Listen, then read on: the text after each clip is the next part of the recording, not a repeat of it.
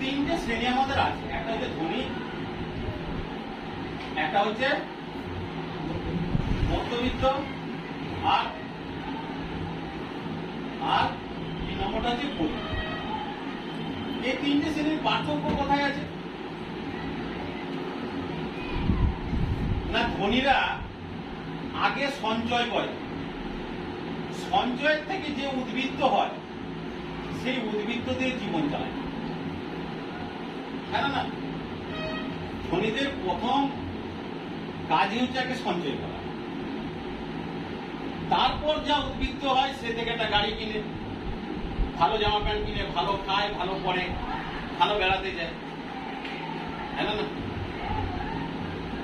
ধনীরা আগে ব্যালেন্স শিটটাকে ঠিক রাখার চেষ্টা করে। এরা হচ্ছে ধনী, এরা মূলধনকে খরচা করে না। মধ্যবিত্ত কারা?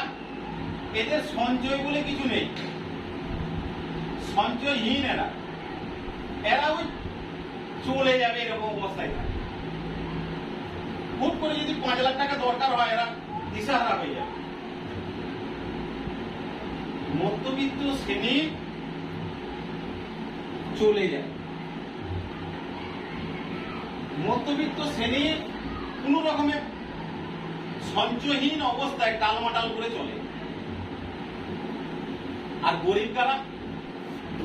গরিব তারাই যাদের দিন চালাতে গেলেও কি করতে হয়, ধার করতে